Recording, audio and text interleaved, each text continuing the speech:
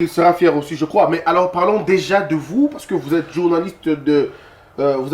journaliste de... Bon, je ne sais pas dire ça, mais je veux quand même le dire. De Digital Congo. Oups. Non, mais pas Digital. Mais qu'est-ce qui se passe? Est-ce qu'on vous a désintéressé finalement? Non. Oh là là, Madame Jeannette Kabila est toujours insolvable. Elle est toujours insolvable. Elle nous a toujours pas désintéressés. Je vais saisir aussi l'occasion ici à Christian Bossembe pour lui lancer un nouvel appel. Madame Kabila, Jeannette, ça commence à prendre un peu trop d'ampleur cette histoire. Moi, j'en ai tellement marre. Je ne peux pas comprendre que des pères de famille, que de grands responsables qui vous ont servi, qui vous ont rendu service, qui quittaient leur maison des fois à 3 heures. Vous savez, à Digital, quand vous êtes programmé pour le journal des 6 heures, vous devez arriver à la rédaction à 4 heures du matin.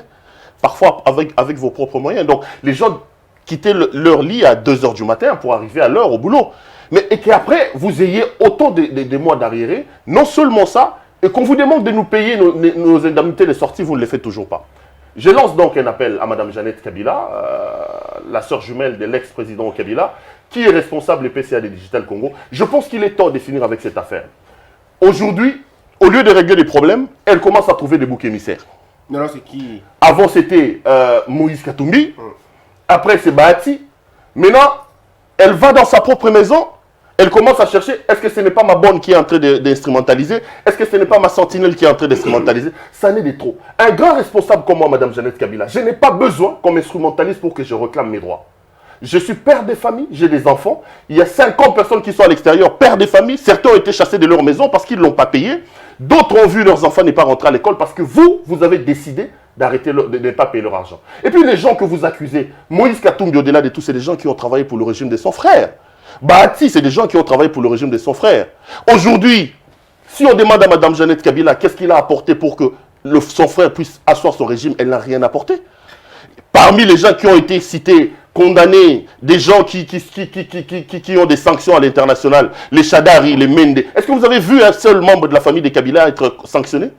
Ce sont les autres qui se sont salis les mains pour asseoir le régime de son frère. Et c'est là qu'elle va trouver des boucs émissaires pour commencer à dire c'est elle qui est instrumentale. Madame, ne trouvez pas des boucs émissaires. Personne n'est derrière moi. Personne n'est derrière les grévistes. On est une cinquantaine. Nous avons tout simplement besoin de rentrer dans nos droits. Donnez-nous l'argent, c'est fini. Pourquoi elle doit être aussi mauvaise? Pourquoi elle doit avoir cette mauvaise foi? Non mais ça c'est tellement bas ça, comme explication.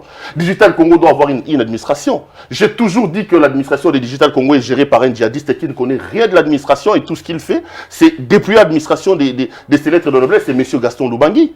Ce monsieur ne connaît rien. Toute sa carrière, tout ce qu'il a fait, c'est être surnuméraire dans une école et il a d'ailleurs échoué là-bas. Mais si vous êtes dans une entreprise sérieuse et que vous avez des agents qui, par leur façon de faire, font entorse à la réglementation de l'administration, il faut les sanctionner. Est-ce que Digital Congo peut nous dire aujourd'hui que tel agent, par rapport à ça, voilà les greffes qui ont été retenues contre lui, voilà le barème des sanctions qui ont été appliquées contre lui? Non, ça, ce sont des faux fouillants. Madame Jeannette Kabila, payez les gens. Monsieur Mugalou, l'ambassadeur Mugalou, je ne sais pas pourquoi vous acceptez que cette situation perdure. Madame Jeannette Kabila ne manque pas l'argent pour régler ses problèmes. C'est un montant de combien exactement? Non, mais pour qu'on vous désintéresse. Est-ce que ça peut coûter combien? Non, moi, ça c'est mon problème. Ça c'est pas mon problème. Le problème c'est que l'affaire, les montants ont été calculés par l'inspecteur du travail. C'est que Madame Jeannette Kabila fait tout simplement preuve d'une très mauvaise foi. N'oubliez pas que ce pays a beaucoup donné à cette famille.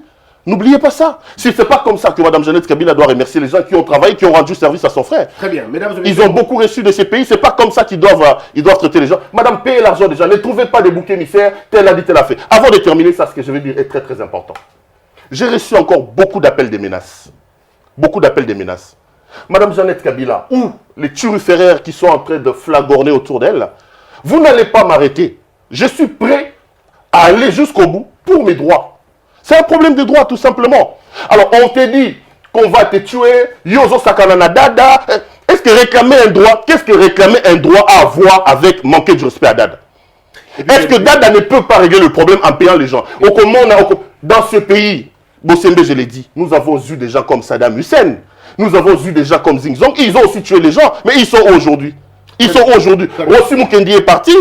Alors, Tel Kapangala est parti. Personne ne partira. Personne Ah ne ben partira. attendez, On a payez besoin. les gens, arrêtez avec vos menaces là. Je lance d'ailleurs un appel ici, je prends l'opinion à témoin, je dis que par rapport à ce combat, je reçois des menaces, je commence à me sentir en insécurité, mais ça ne m'arrêtera pas. Madame Jeannette Kabila doit payer l'argent des gens. C'est pas normal.